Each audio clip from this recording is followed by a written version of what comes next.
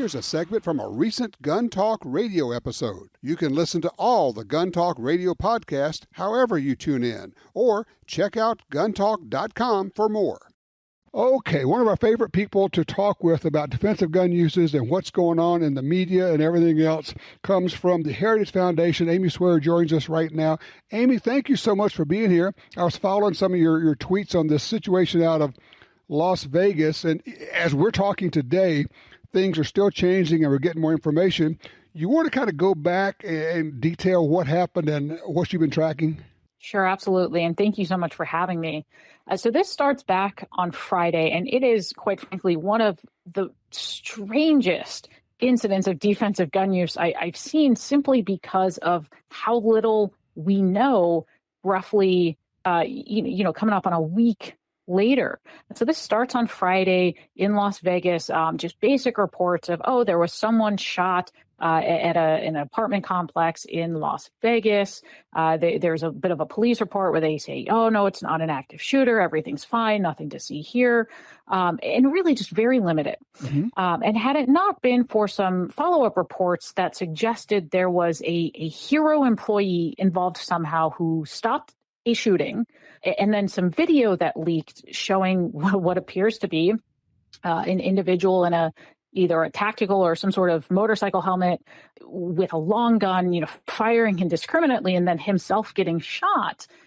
This story might have died as, just another run-of-the-mill, there was a shooting near the Strip in Las Vegas. As it turns out, it is now sort of indisputable that there was some sort of active shooter event, that either a resident or a guest began firing in a manner that, most of us would say that's an active shooter. He is firing indiscriminately. Right. And that somebody, not a police officer, but some employee of this luxury condo responded by very quickly, almost immediately, shooting and stopping this active threat.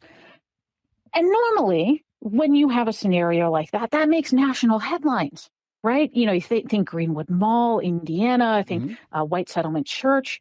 We've heard nothing. And in fact, 4 or 5 days later, we started asking Las Vegas police, hey, what's going on with this? Can you at least confirm that this was a shooter who was stopped by a guy with a gun? Who was this employee? Tell us what his role was. Was he security? Was he, as some rumors said, just a random employee in the reception department? And Las Vegas police told us to go FOIA it. Essentially, go sue us. Make us tell you what's going on. Put in a request, which is incredible. They wanted a Freedom of Information Act request, which is an involved deal, and then they have forever to come back and respond to it, instead of just saying, here's what we know about it, because it's pretty reasonable to ask the police, what happened? Who did the shooting? Somebody got shot. Who did the shooting? Tell us about it. Yeah, and so there is, again, this incredible video going around, but still very limited information. We're sort of finding things out, or at least, local media outlets seem to be finding things out through court filings and not from the police, who are essentially telling them to pound sand in terms of information. So still very unclear, but again, just shocking that something that is normally so high profile almost got swept under the rug entirely and would have been passed off as not even a defensive gun use in the first place. Okay, that leads me to the obvious question, for you and me anyway, because we've been covering this for a long time, is you now at Heritage Foundation, you guys are tracking defensive gun uses. And one of the things John Lott said with a bias against guns is that defensive gun uses don't get reported or get underreported, often just never get reported at all. And the difficulty of finding out, this could have been one of those that people actually say, oh, wow, quote unquote, gun violence, another shooting, when in point in fact, it was a good guy shooting a bad guy here. Right. And so this is a discrepancy that we have to explain all the time, because we are very upfront with our database. We say this is just the tip of the iceberg. These are the few that are so high profile that, made it into a police report. And then some journalist somewhere thought it was worth reporting on. But you still might have missed it if you blinked on the nightly news or if it wasn't in your local paper. And we know that there's this huge discrepancy between the ones you can find in the media and the frankly hundreds of thousands, if not several million, that occur every year based on survey data. And I think this goes to prove the point that you were making, that John Lott, I think, very eloquently makes, and that we have made very often, which is there are a lot of reasons that we might not have a media verification of a defensive gun use. Again, consider something like this, that had it not been for just one news outlet suggesting that there was more to the story, and then someone either leaking or somehow getting a hold of this surveillance video, and then days and days and days of social media pushback, sort of demanding answers and investigation, this, again, what should have been high-profile incident would have just been another blurb in the crime index that never would have come up on anyone's radar as a defensive gun use. And Amy, I don't want us to leave this without making the point.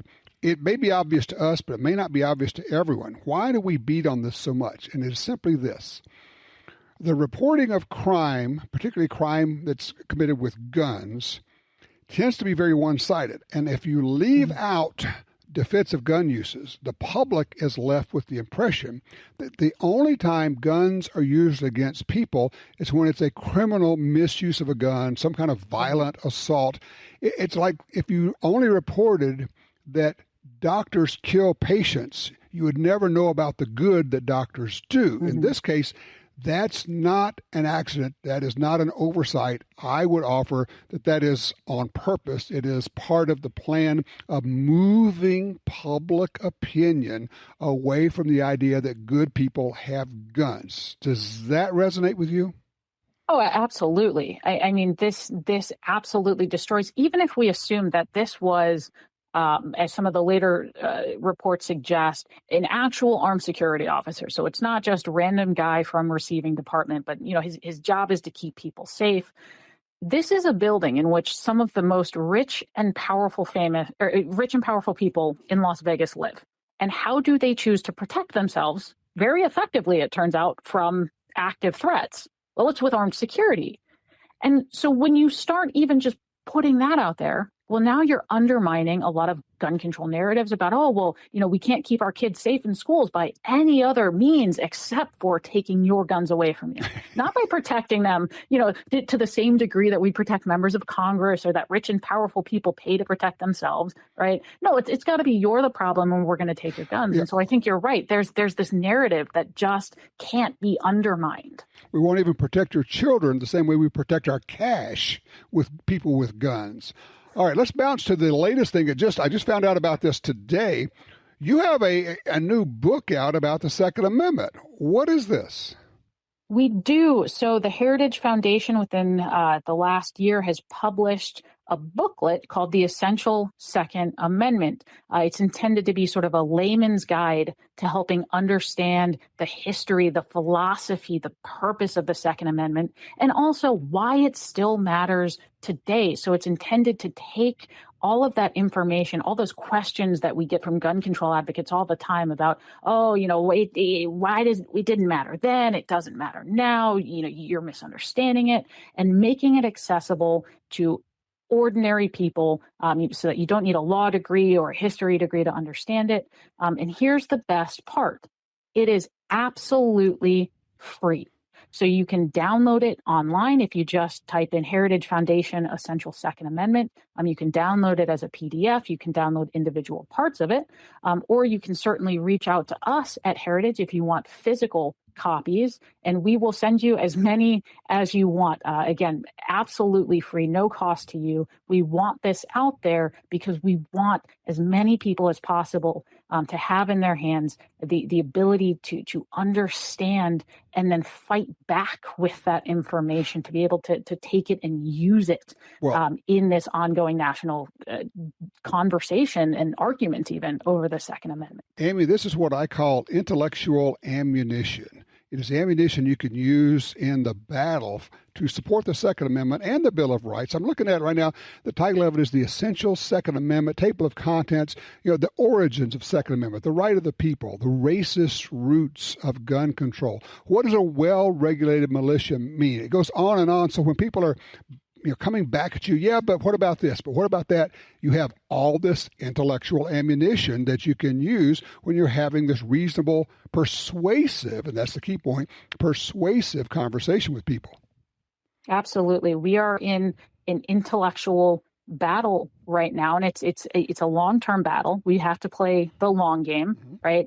But it involves educating regular people. It's not always the political battle, who's in charge. A lot of times it's helping just everyday Americans who go to vote, right? Who become gun owners, who just don't understand, or who need a better way of presenting that argument, because you're correct. So often the battle of persuasion is the thing that helps the political battles fall in the way that they should, because you need people to have that ability to persuade others and articulate that. And that's our goal here. That's our hope. And again, absolutely free. All right, heritage.org. That'll get you there. You can pick this thing up. It is free. It's a great resource. Amy Swearer, thank you so much for what you do, and thank you for your time here. Thank you so much for having me.